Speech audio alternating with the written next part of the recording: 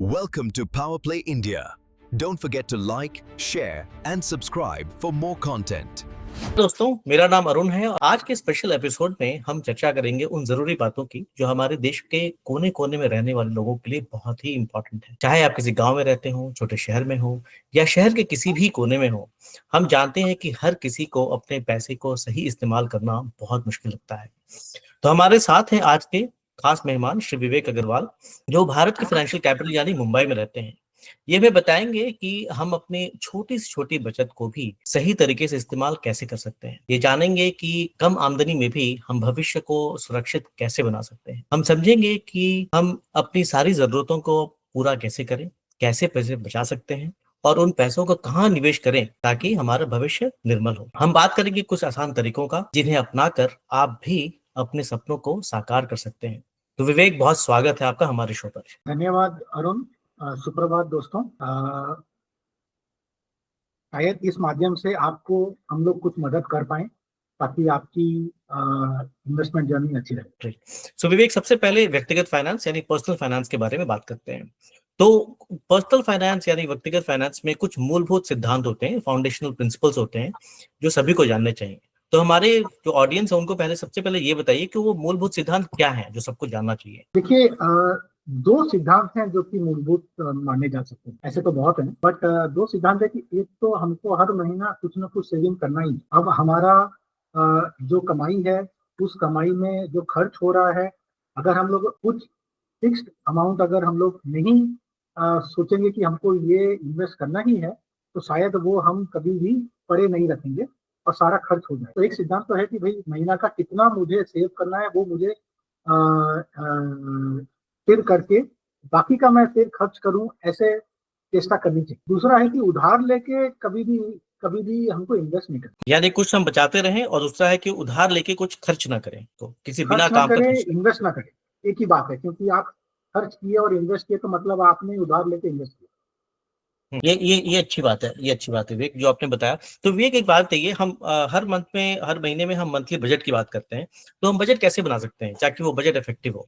तो देखिए, बहुत तरीके हैं। एक रूल है 50-30-20 रूल। मैं खाली उसका बताता हूँ और फिर उसमें आप फेरबदल कर सकते हैं आपके हिसाब से। जैसे 50% आपकी जो भी महीने की कमाई है उसको आप अपने खर्चों में यूज कर सकते हैं, जो कि कोई उपाय नहीं है, वो तो खर्चा करना ही है। बच्चे की स्कूल फीस, आपका ऑफिस का जाने आने का खर्चा, घर का राशन पानी, उसमें आपका 50% जा सकता है। 30% आपका उस टाइप का खर्चा होना चाहिए जो कि आप करें तो भी चले, नहीं करें तो भी चले। कि कोई मूवी देखने जाएं, कोई रेस्टोरेंट में खाने जाएं, इस टाइप के खर्चों में आपका वो खर्चा हो सकता है। और ऐसे बोलते हैं कि 20% आपको सेव करना चाहिए।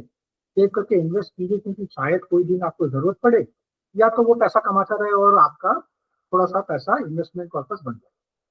अब ये रेशियो बहुत ये कोई फिक्स नहीं। आपका कमाई कितना है तो आप कितना बचा सकते हैं। 50-25-25 भी हो सकता है। जो 50 है वो मोटा मोटी फिक्स होता है कि उतना टका खर्चा हो ही जाए। आप वो 50 में अगर आपके उन खर्चों को डाल सकते हैं जो कि आप करने से भी चले, नहीं करने से भी चले, जैसे मूवी जाना है, रेस्टोरेंट जाना है, तो आपका जो दूसरा 25 जिसको कि हम लोग सोचे कि इस खर्चों के लिए रखेंगे, उसको हम लोग एक इमरजेंसी कॉर्पस बना सकते हैं। क्योंकि भगवान न करे, कुछ न देर करे कुछ भी हो सकता है, जो पैसा आपको जरूरत पड़ सकता है, तो वो 25% उसके लिए जा सकता है। और 25% जो बचा वो लॉन्ग टर्म सेविंग्स के लिए जाए। ये इसलिए जरूरी है क्योंकि आप जब इन्वेस्ट करते हैं तब आपको ये नहीं सोचना चाहिए कि मैं 6 महीने में पैसा बना लूंगा, 1 साल में पैसा बना लूंगा, निकाल लूंगा। अगर आप उसको लंबा दौरा नहीं देंगे, लंबा पीरियड के लिए नहीं डालेंगे, तो ऐसा बहुत बार होगा कि आपके इमरजेंसी के लिए आपको पैसा निकालना पड़ रहा है और उस दिन मार्केट डाउन है या आपका रिटर्न नहीं बना और आपको नुकसान है। तो एक्चुअली 50-30-20 का जो रूल है उसको थोड़ा ट्विक करके अगर पॉसिबल है तो 50-25-25 का रूल बना सकते हैं। इसलिए 50% तो आपका खर्चा होगा ही होगा। आप उसमें अपना जो फिक्स्ड खर्चा है और जो आपका वॉल्यूंटरी खर्चा बोलते हैं वो हो सकता है, दोनों अगर पॉसिबल है।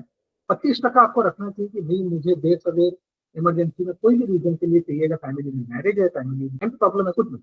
और 25% आपने इन्वेस्ट करें जिसको कि अपने लोग होपफुली 5 साल हाथ में। अच्छा, ये सही बात बताया विवेक आपने। तो विवेक, एक बात है, हम जितना खर्चा जो करते हैं, तो जो एक्सपेंसेस है हमारे, उसको हम कैसे आसान तरीके से ट्रैक कर सकते हैं, कैसे नोट कर सकते हैं ताकि हमें पता रहे? आपने बताया कि 50 जो खर्चा होगा ही होगा, बाकी 25 में कुछ एडिशनल खर्चे होंगे और बाकी 25 बचाने चाहिए, तो नहीं, कैसे तो हम ट्रैक करें? ये बहुत जरूरी चीज है, क्योंकि जब तक पता नहीं चलता तब तक आदमी समझ नहीं पाता खर्चा कितना हो जाता है। मैं दो तरीका बता सकता हूँ। एक तो मैंने मेरे मम्मी पापा को जो करते हुए देखा है, और एक जो मैंने किया। मेरे मम्मी पापा साल मतलब महीने के शुरुआत में पापा मम्मी को इतना पैसा दे देते थे, ये महीने का खर्चा का ये रहा पैसा, मम्मी हिसाब रखती थी।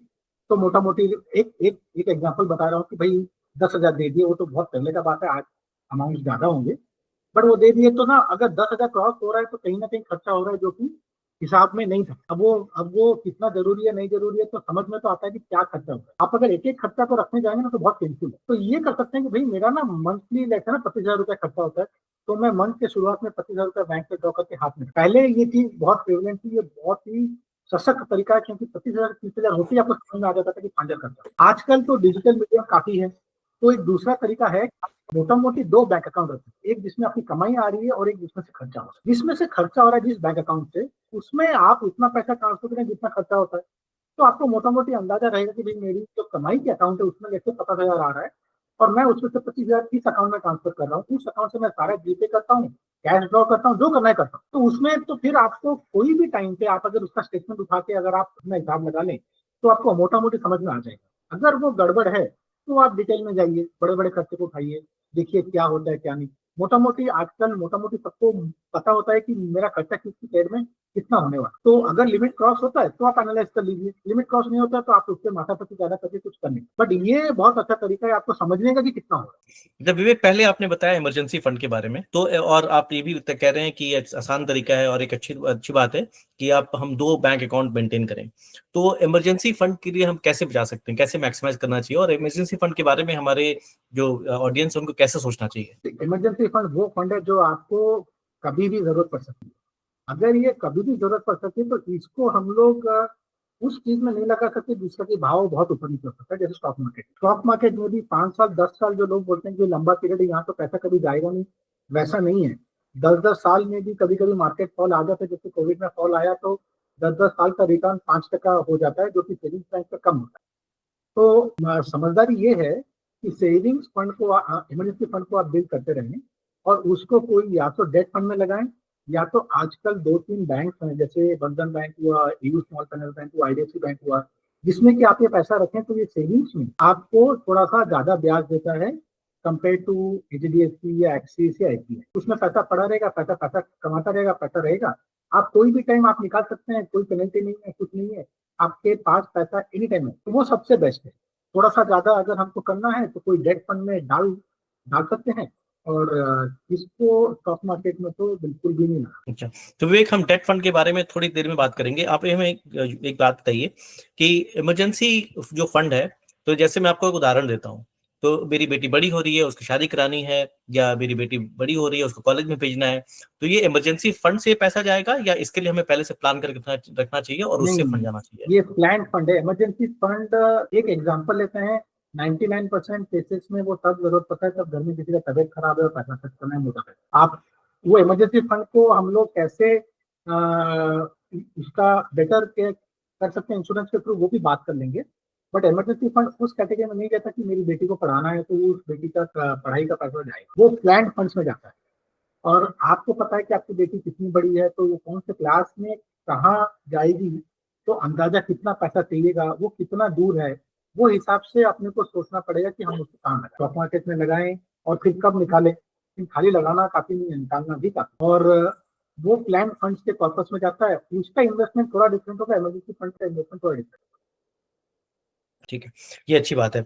तो अब एक बात ये कि सेविंग्स जो है, हमारी इनकम तो लिमिटेड है, तो हम उन लोगों की बात कर रहे हैं जो कि गांव में, शहरों में, छोटे शहरों में रहते हैं, तो उनका इनकम लिमिटेड है, कभी छोटा बिजनेस है, छोटा व्यवसाय है, तो उनके लिमिटेड इनकम में वो अपनी सेविंग्स मैक्सिमाइज कैसे कर सकते हैं, कैसे वो कोशिश कर सकते हैं ताकि उनकी जो सेविंग्स हैं वो मैक्सिमाइज कर सकें? देखिए, दो ही तरीके हैं और कोई तरीका नहीं। एक तरीका है कि आप अपने खर्चों पे काबू रखिए। दूसरा तरीका है कि आप जो इन्वेस्ट करते हैं, उस इन्वेस्ट करना जरूरी है, क्योंकि वो आप जो भी पैसा इन्वेस्ट करेंगे वो पैसा बनता है। आप अपना कमाई बढ़ाएंगे ये तो मुझे बोलने की जरूरत ही नहीं, वो तो नेचुरल है।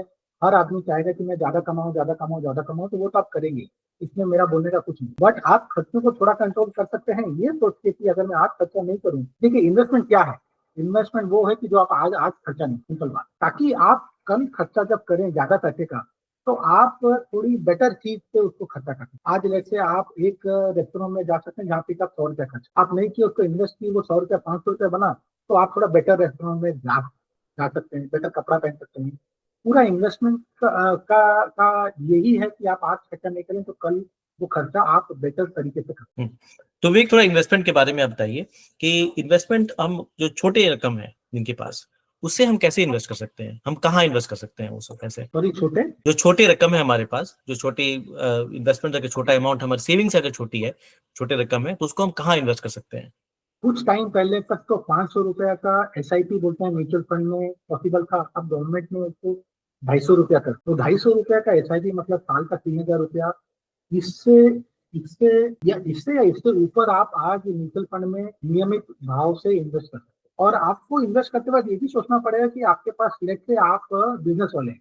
सबसे प्रॉब्लम बिजनेस वालों को आती है, सैलरी वालों को इतना नहीं आती, क्योंकि वो ज्यादा पैसा लगा के ज्यादा नहीं कमा। बिजनेस वाला सोचता है कि मैं अगर मेरे धंधे में ही पैसा लगाऊं तो मैं ज्यादा कमा लूंगा। अब उसका सोचने का एक तरीका ये हो सकता है कि भाई बिजनेस में तो ऊंच नीच होती है, तो मैं नियम से कुछ भी बिजनेस में पैसा निकाल के मैं इन्वेस्ट करूं ताकि कल वो ऊंच नीच हो तो मेरा कुछ एक जिसको हम लोग साइड पॉकेट बोलते हैं, वहां से कुछ कमाई आती है और इससे घर का बहुत अच्छा कंडीशन आगे चल के हो सकता है। तो आज के डेट में मैंने जैसे आपको बोला कि इमरजेंसी फंड तो आप बैंक में ही रख सकते हैं या डेट म्यूचुअल फंड कर सकते हैं अगर थोड़ा ज्यादा पैसा है तो, और आप SIP कर सकते हैं इक्विटी म्यूचुअल फंड में, और आप इसको लंबा पीरियड के लिए इन्वेस्ट कर सकते हैं। तो विवेक SIP तो हमारे श्रोता जो है सुनने वाले हैं वो समझते हैं, SIP मतलब आप हर महीने में कुछ कुछ पैसे आप बैंक में आप बचा के रख सकते हैं। जैसे मान लीजिए हर महीने में आपने जैसे बताया कि 250 रुपए, तो हर महीने में मैं बैंक को बता सकता हूँ कि मेरा अकाउंट है आपके पास, आप एक SIP में 250 रुपए हर महीने में कटवाते रहें, या उससे अगर ज्यादा हो सके तो। ये म्यूचुअल फंड के बारे में जरा आप बताएंगे अब? म्यूचुअल फंड गवर्नमेंट ने एक बहुत अच्छा तरीका बनाया है ताकि लोग जिनके पास टाइम नहीं है, जिनके पास समझ नहीं है, वो उसमें इन्वेस्ट करके स्टॉक मार्केट में इन्वेस्ट कर सकते। अब स्टॉक मार्केट के बहुत सारे व्यूज होंगे कि भाई ये तो सट्टा है, पता नहीं है ये कैसे उठता है या गिरता है, पता नहीं है, बहुत उठ जाता है, बहुत गिर जाता है। बट हमको ये चीज समझना है कि हमको सबको स्टॉक मार्केट का इन्वेस्टमेंट हमारे पोर्टफोलियो में करना ही है, क्योंकि वो एक ही चीज है जो कि हमारे खर्चे के बढ़ोतरी के दर को, जिसको इन्फ्लेशन बोलते हैं, उसको लंबा पीरियड में बीट कर सकते। वरना अगर हम लोग वो नहीं करें और हमारी इन्वेस्टमेंट उतनी कमाई नहीं करे तो हमारे पैसे का मोल गिरता जाता है। अब गवर्नमेंट ने ये माध्यम बना दिया कि भाई आप लोगों को पता नहीं है, आप लोगों के पास टाइम नहीं है, तो आप म्यूचुअल फंड्स में इन्वेस्ट कर दीजिए। वो लोग पूरा टीम बिठा के रखते हैं, वो लोग एनालिसिस सब कुछ करते हैं और वो लोग मार्केट में पैसा लगाते हैं और आपके बिहाफ पे फिर आप इसको डाल भी सकते हैं, निकाल भी सकते हैं, कोई लॉकिंग नहीं है, कोई पेनल्टी नहीं है। और आप जितना लंबा पीरियड के लिए छोड़ेंगे उतना स्टॉक मार्केट का गेन या लॉस आपको मिलेगा। तो एक हो गया कि बैंक अकाउंट में छोड़ दिए, दूसरा हो गया कि म्यूचुअल फंड्स में डाल दिए। आजकल म्यूचुअल फंड सब जगह से आप कर सकते हैं। आपका बैंक आपको मदद कर सकता है इन्वेस्ट करने के लिए। आपका जो आधार अनेबल पान वाला है वो भी आपको SIP चालू करके दे सकता है। और जो थोड़े से सक्षम लोग हैं जो कि कुछ डिजिटल कर सकते हैं, आजकल बहुत सारे प्लेटफॉर्म हो गए, डू इट योरसेल्फ प्लेटफॉर्म, जिसपे आप जाके अपना पैन नंबर और बैंक अकाउंट डाल के आप कर सकते हैं। तो माध्यम सब है, एक स्टेप लेना। तो ये अच्छी बात है विवेक, यानी अगर हमारे जो ऑडियंस है उनमें से कुछ वृद्ध लोग हैं जो सीनियर सिटीजन्स हैं, अगर वो उतना कंफर्टेबल नहीं है कि अपने मोबाइल के जरिए कुछ इन्वेस्टमेंट कर सकें, तो अपने बैंक जाके कह सकते हैं कि भाई हमें म्यूचुअल फंड में इन्वेस्ट करना है, आप जरा हमारी मदद करें। तो कोई भी बैंक जा सकते हैं, SBI, state bank of India, कोई भी बैंक जा सकते हैं। नहीं, बेस्ट है कि जहाँ पर सेविंग्स अकाउंट है वहीं पर जाइए, क्योंकि वहीं पर फॉर्म फिलिंग करके सब कुछ करा। अच्छी बात है। बट थोड़ा सा ये चक्कर हो जाता है कि वो लोग आपके हित में कितना सोचते हैं, ये थोड़ा सा डिबेटेबल रहता है, ये थोड़ा सा इतना क्लियर नहीं रहता है। तो आपको सोच के जाना पड़ेगा, आपको हिसाब रखना पड़ेगा, मेरा इतना कमाई है, इतना खर्चा है, इतना मैं इमरजेंसी के लिए रखा हूँ, इतना ही इन्वेस्ट कर सकता हूँ। और फिर वो लोग बोलेंगे भाई इन्वेस्ट करो, तो इन्वेस्ट करने का एक सबसे अच्छा तरीका इंडेक्स फंड्स में डालना है। वो लोग आड़ा टेढ़ा फंड बताएंगे, बहुत सारा फंड बताएंगे, तो आपका पैसा फंस जाएगा। केवल इंडेक्स फंड्स में लगाइए, ये हम लोग कहीं पर एक कवर कर लेते हैं अरुण, क्योंकि ये बहुत जरूरी है कि आप कहाँ लगाएं। सारा बात कर लिया और कहाँ लगाएं अगर नहीं बोले तो आदमी दिखा जाए। तो विवेक हम अब इंडेक्स फंड के बारे में बात कर ही रहे हैं, तो आप सर ये बताइए कि इंडेक्स फंड क्या होते हैं? तो जैसे म्यूचुअल फंड में टीम्स बैठे रहते हैं, वो टीम्स एनालाइज करते हैं कि कौन सा सेक्टर, कौन सा स्टॉक अच्छा करेगा नहीं करेगा, मैं उसमें पैसा लगाऊं। और वो लोग 50-60 स्टॉक्स अपने पोर्टफोलियो में रखते हैं। आपको उस पोर्टफोलियो में पैसा लगाना होता है, आपको यूनिट्स मिलते हैं। ये मोटा मोटी कंसेप्ट है। वो नीचे वाले स्टॉक्स जितने बढ़ेंगे घटेंगे तो आपका पोर्टफोलियो का वैल्यू उतना बढ़ेगा घटेगा और आपको उतना कमाई या नुकसान होगा। अभी वो आदमी जो बैठ के इसमें एनालाइज कर रहा है वो ठीक से करेगा नहीं करेगा, और ऐसे 500 लोग हैं, तो कौन सा आदमी अच्छा करेगा कौन सा नहीं करेगा भाई इतना पता नहीं। तो हम लोग इंडेक्स फंड करते हैं जो कि इंडिया की तरक्की को तो 100% कैप्चर करे। तो इंडेक्स फंड होता है कि भाई निफ्टी 50 हो गया जो लार्ज कैप है, निफ्टी नेक्स्ट 50 हो गया जो लार्ज कैप है, निफ्टी 150 हो गया जो मिड कैप है, निफ्टी 250 हो गया जो स्मॉल कैप है। ये सबके गवर्नमेंट ने अब इंडेक्स फंड बना, सारे म्यूचुअल फंड ऑफर करते हैं। तो आप जाके आपके बैंक को केवल यही बोलना है कि मुझे लार्ज कैप में, मिड कैप में, स्मॉल कैप में लगाना है। जितना आपका एज ज्यादा होगा उतना आप ज्यादा लार्ज कैप में ही, क्योंकि मिड कैप और स्मॉल कैप आप जैसे जैसे छोटी कंपनी में आते जाते हैं तब रिस्क बढ़ता जाता है, जिसका मतलब ये होता है कि आपको फिर टाइम भी ज्यादा देना पड़ेगा। तो वृद्ध लोग जो हैं शायद उनके पास उतना टाइम नहीं है, तो आप लार्ज कैप में रहिए। और जो थोड़े से मिडिल एज हैं वो लार्ज कैप मिड कैप में रहिए, जो यंग है वो large cap mid cap small cap में रहिए। तो विवेक, जैसा कि मुझे समझ में आया, तो आप ये कहना चाहते हैं कि अगर कोई सीनियर सिटीजन है तो वो लार्ज कैप यानी बड़ी कंपनीज में इंडेक्स फंड में लगाए, और जो जिनकी उम्र थोड़ी कम है, जैसे आप 40-50 के आप हैं, या उससे भी अगर आप कम है 20-30 के अगर आप हैं, तो आप थोड़ा रिस्क ज्यादा ले सकते हैं। तो यानी आप जो छोटी कंपनीज है उसमें खर्च कर सकते हैं, इन्वेस्ट कर सकते हैं, या जो मीडियम साइज कंपनीज है उसमें इन्वेस्ट कर सकते हैं। ये सब सारे म्यूचुअल फंड के जरिए। उसमें एक चीज अरुण ये आ जाता है कि आपका टोटल इक्विटी में आप कितना डाल रहे हैं, क्योंकि ऐसा नहीं होना चाहिए कि सीनियर सिटीजन है और आपका सारा पैसा जो सेविंग्स है वो आपने इक्विटी में डाल दिया म्यूचुअल फंड्स के माध्यम से, तो फिर आपको थोड़ा सा बहुत ज्यादा रिस्क है। तो इसमें वो होता है कि भाई आपका जितना सेविंग्स है उसका आधा डालिए और आधा मत, और जैसे जैसे एज कम होता जाता है वैसे वैसे आप इक्विटी में थोड़ा ज्यादा डालते जा सकते हैं। अच्छा, अब तो वे आप रिस्क की बात कर रहे हैं, तो थोड़ा रिस्क और रिटर्न्स के बारे में जरा हमारे ऑडियंस को समझाइए कि रिस्क और रिटर्न के बारे में हमें कैसे समझना चाहिए। एक तो रिस्क है, आप इक्विटी में इन्वेस्ट कर रहे हैं, आप स्टॉक मार्केट में इन्वेस्ट कर रहे हैं म्यूचुअल फंड के थ्रू, सही, लेकिन रिस्क तो उसमें है। और दूसरी बात ये है कि उसमें थोड़े टाइम के लिए हम वेट करें, इंतजार करें, तो उसमें पैसे ज्यादा मिलता है, यानी रिटर्न ज्यादा आते हैं। तो हमें रिस्क और रिटर्न्स के बारे में कैसे सोचना चाहिए? रिस्क और रिटर्न का सबसे आसान तरीका सोचना अपनी लाइफ है। अपने अपने लाइफ में बिना कोई दाव खेले कोई आसानी से कमाई कभी नहीं है। अगर ऐसा कोई आसानी से कमाई मिला है मतलब वो कुछ तो गड़बड़ है, या तो बहुत कम टाइम के लिए मिलेगा। जब अपने लोग अपनी जिंदगी में ये सोचते हैं तो स्टॉक मार्केट भी सेम ही चीज। स्टॉक मार्केट में अपने तरह के बहुत लोग हैं, सब लोगों की सोच अलग है, सब लोग अलग तरीके से उसको कार्यान्वित करते हैं। तो इसलिए वो स्टॉक मार्केट का उतार चढ़ाव बना रहता है। स्टॉक मार्केट का यही है कि भाई छोटा पीरियड में किसी को नहीं पता है कि क्या होगा।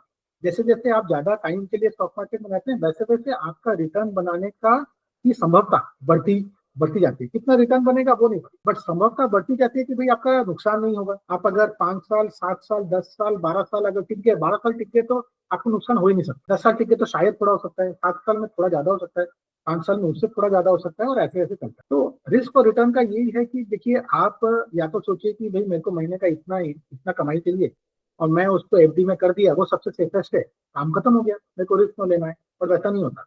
आपका जो खर्चा है वो खर्चा एक दर से बढ़ता रहता है जिसको इन्फ्लेशन है, तो वो खर्चा पूरा बढ़ता रहता है और आपकी कमाई वहीं की वहीं रहती है। तो ऐसा होगा कि 5 साल में आपका एफडी का इंटरेस्ट कम पड़ने लग जाएगा, 10 साल में तो पूरा एफडी खाली हो। तो वो समझदारी की बात नहीं है। अब तो इसका मतलब है कि रिस्क लेना पड़ेगा। तो कैसे लें हम लोग रिस्क?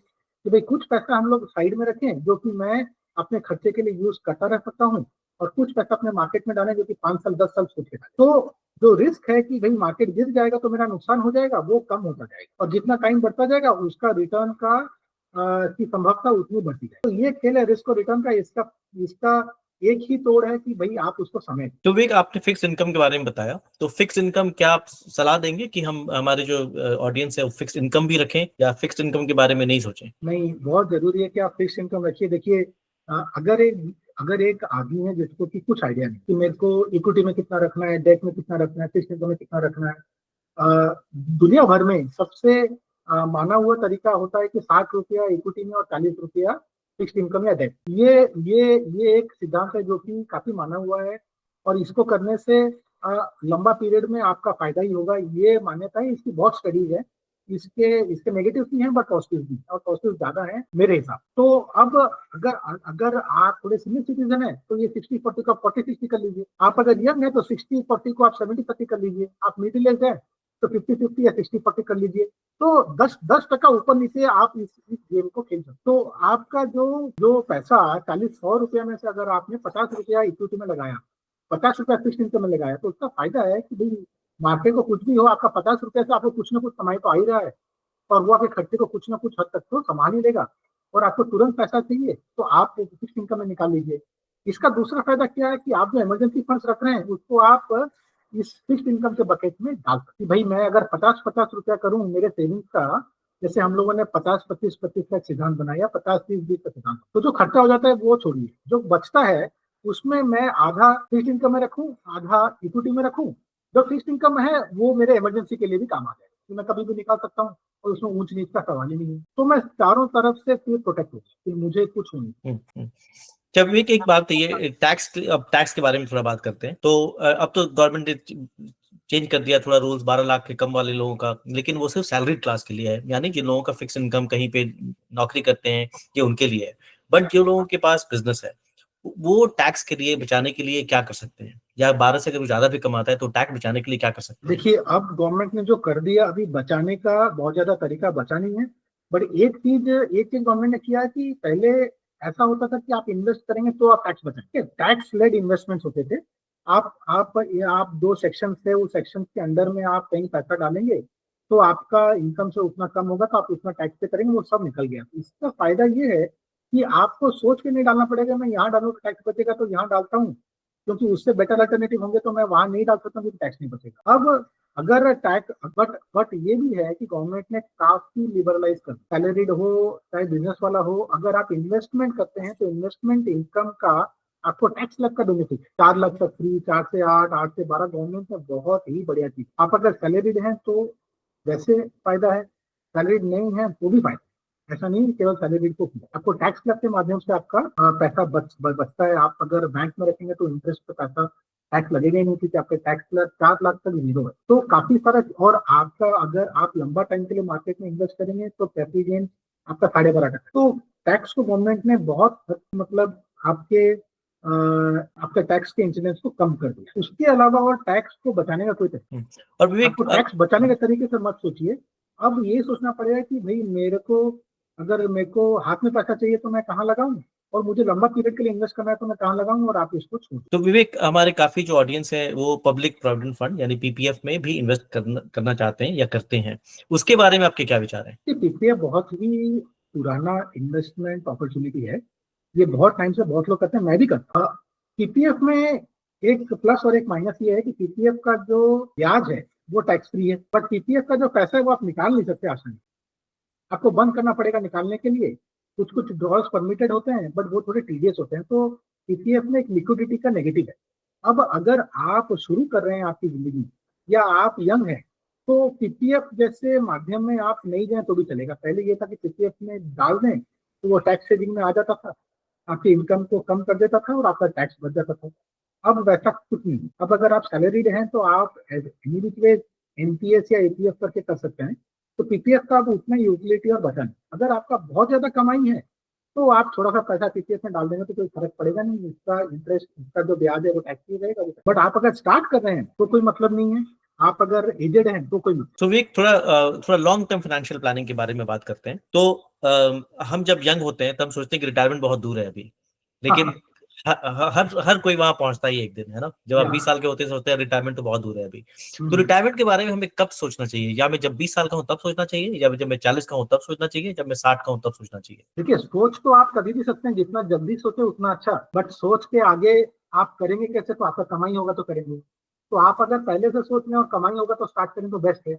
आप कमाई के 10 साल बाद सोचेंगे तो बहुत नुकसान है। मैं आपको एक उदाहरण देता हूँ। एक बंदा 24 साल से 34 साल तक 10 साल 50,000 रुपया लगाया महीने का, तो 6 लाख रुपया साल का, तो उसका टोटल 10 साल में उसने 60 लाख रुपया इन्वेस्ट, उसके बाद उसने पैसा लगाया ही नहीं, छोड़ दिया। दूसरा बंदा 35 में चालू किया, पहला बंदा 24 में चालू किया 10 साल, उसके बाद वो उसने एक पैसा नहीं लगाया, 60 लाख रुपया उसका इन्वेस्ट हुआ, छोड़ दिया। दूसरा बंदा 35 के एज में चालू किया, 25 साल तक इन्वेस्ट किया, वही 50,000 रुपया महीने का, तो मतलब 6 लाख रुपया साल का, 25 साल का 1.5 करोड़ रुपया। अब अब अगर दोनों ने सेम कमाई किया तो आप मुझे ये बताइए कि पहला वाला बंदा का 60 के एज में ज्यादा कमाई होगा कि दूसरा वाला, जबकि पहला वाला बंदा 10 साल इन्वेस्ट किया और 60 लाख किया, दूसरा वाला बंदा 25 साल इन्वेस्ट किया और 1.5 करोड़ इन्वेस्ट किया। पहला वाला बंदे का 60 के एज में कमाई ज्यादा है कि दूसरे वाले बंदे? ये तो बड़ा इंटरेस्टिंग सवाल है, आप बताइए। आपने गेस किया पहला वाला। पहला वाला, और आपने इसलिए गेस किया कि भाई मैं तो इतना सिंपल क्वेश्चन तो पूछूंगा नहीं, क्योंकि लॉजिक, क्योंकि on the face of it तो लगता है कि दूसरा वाला बंदा करेगा। 1.5 करोड़ लगाया है, पहला तो 60 लाख लगाया, कैसे होगा? तो इसको कंपाउंडिंग का पावर बोलते हैं।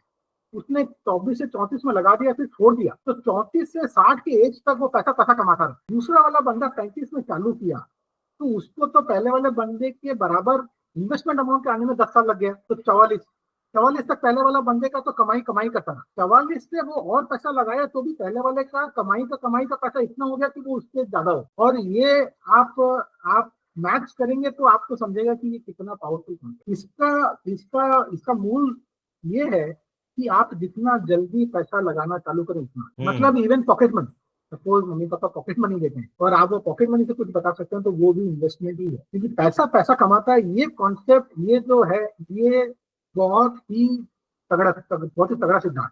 जितना ज्यादा टाइम कमाएगा उतना आपका ज्यादा पैसा बनेगा, ये आप सोचें।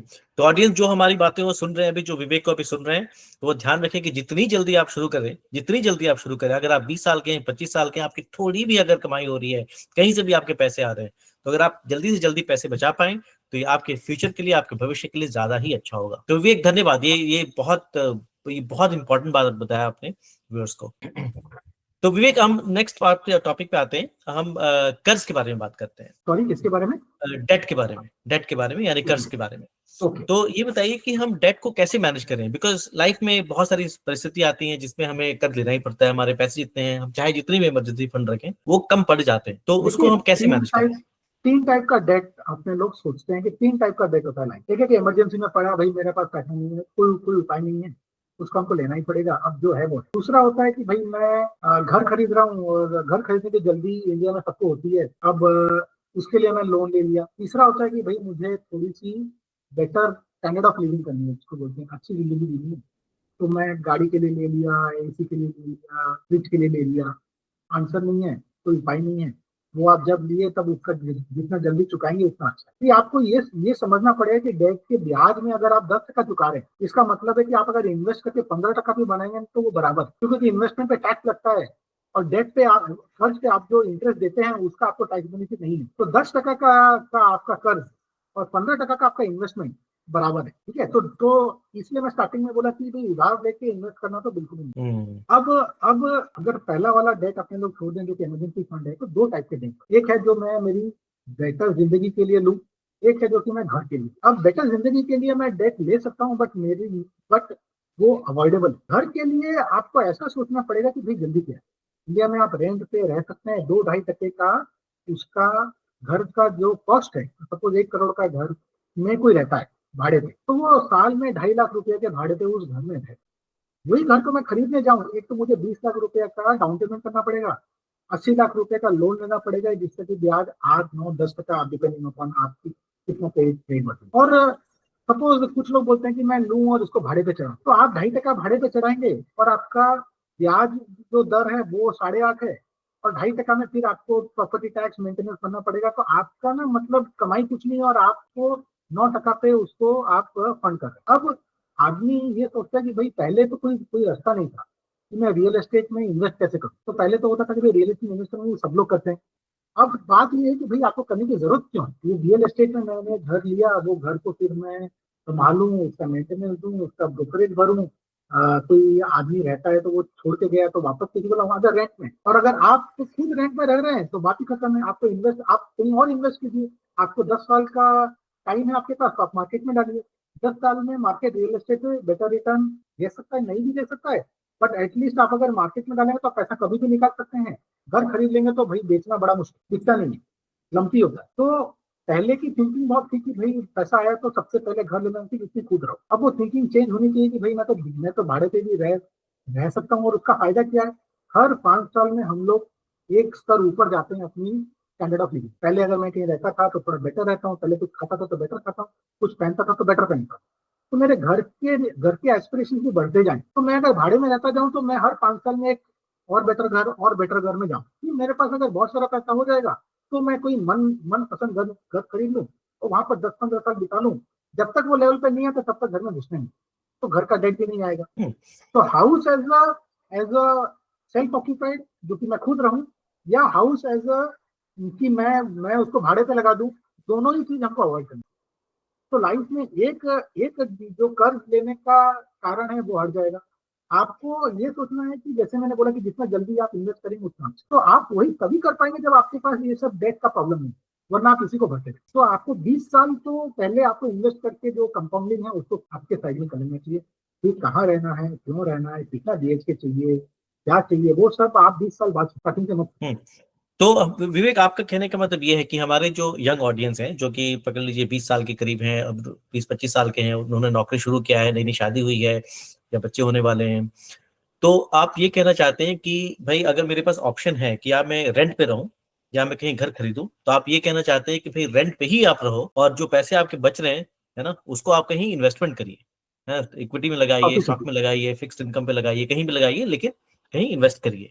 घर खरीदने के सपने मत देखिए। 100%। और उसका कारण फाइनेंशियल भी है और ये भी है कि क्योंकि आप अच्छे अच्छे घर 5 साल 10 साल में आप जा पाए, तो आप पहले ही खरीद के फिर उसमें बंधने का क्यों करें। हाँ, ये अलग, बहुत अलग सोच है, क्योंकि हम हमेशा, हमारे जो बुजुर्ग हैं वो यही कहते हैं कि बेटा आपने अब नौकरी शुरू कर दी, आप घर खरीद लो। तो ये आप जो कह रहे हैं कि बहुत अलग है। नौकरी शुरू कर दी, शादी कर लो, शादी कर ली, बच्चा कर दो, बच्चा के लिए घर घर खरीद लो। तो मैं पैसा कैसे कमा, मेरा तो 20 साल से 40 साल यही जर्नी में निकल गया, तो मेरा पैसा बनाया ही नहीं।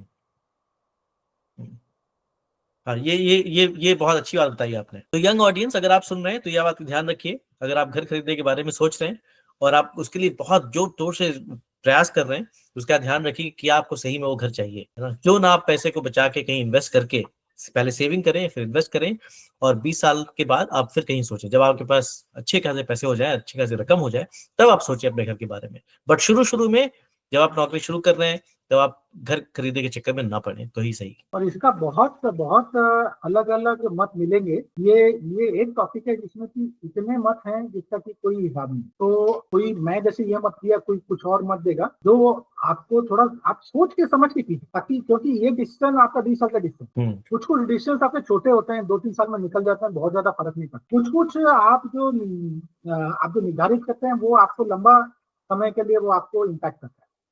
घर का डिसीजन उस टाइप का डिसीजन। तो विवेक, अब हम बात करते हैं डिजिटल फाइनेंस और सिक्योरिटी के बारे में बात करते हैं। तो गवर्नमेंट ने काफी डिजिटल सिस्टम कर दिया है, पेमेंट सिस्टम कर दिए हैं, और इसके हिसाब से काफी सारे स्कैम भी हो रहे हैं। स्पेशली जो सीनियर सिटीजन है, हम सुनते हैं कई बार कि उनके पास फोन आ गया, आप इतने पैसे भेज दीजिए, और काफी सारे स्कैम्स भी होते हैं।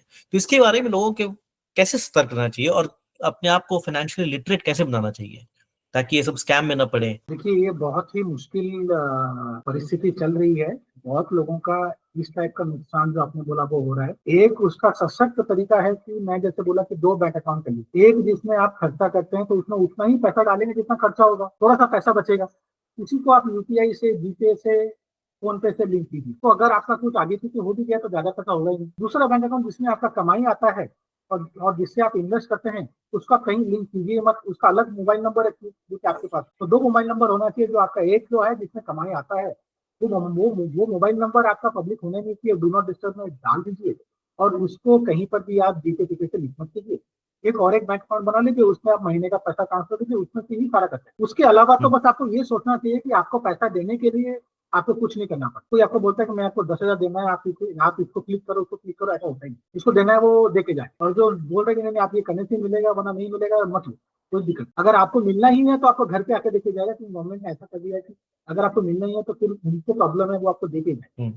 दूसरा चीज ये दिमाग में रखना है कि पैसे लेने के लिए आपको कभी कुछ नहीं। तो हमारे जो ऑडियंस है उनसे हम ये रिक्वेस्ट करेंगे कि अगर आपके पास कोई टेक्स्ट मैसेज आता है, कोई एसएमएस आता है, या कोई आपको फोन करके कहता है कि आप यहाँ पे क्लिक करें, इससे आपको 10,000, 20,000, लाख रुपए मिलेंगे, तो कृपया उस पर ध्यान ना दें, उस पर क्लिक ना करें। कोई भी बैंक या कोई भी जो गवर्नमेंट इंस्टीट्यूशन है वो आपको फोन करके या मैसेज करके ये कभी नहीं कहेंगे।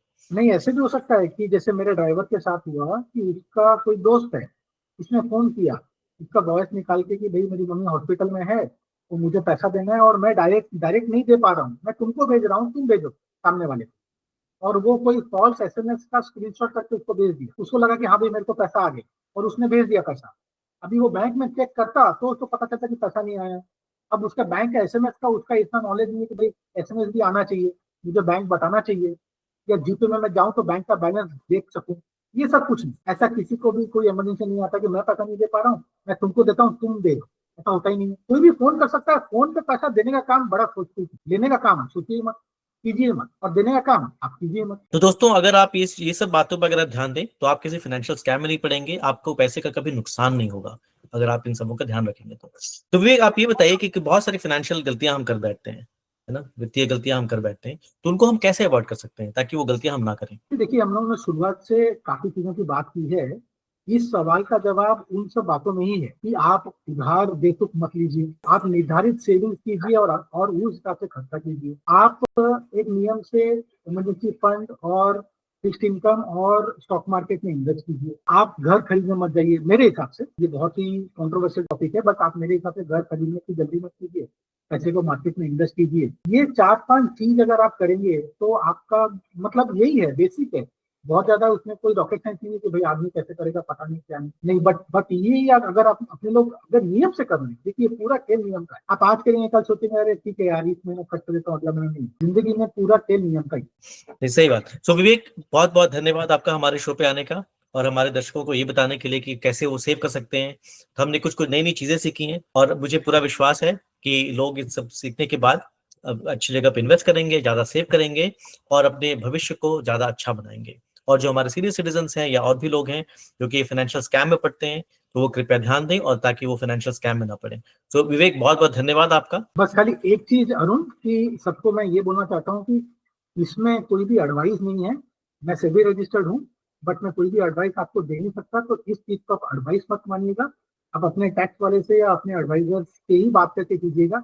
ये मेरे और अरुण का एक जॉइंट एफर्ट है कि ताकि आपको हम हमारा नॉलेज शेयर कर सकें, और आप इसको कार्यान्वित करने के लिए आप अपने एडवाइजर से बात करके ही। बहुत बहुत बहुत शुक्रिया विवेक। विवेक, इसके साथ ही हमारा शो खत्म होता है यहीं पे। बहुत बहुत धन्यवाद आपका। शुक्रिया। Welcome to Power Play India. Don't forget to like, share, and subscribe for more content.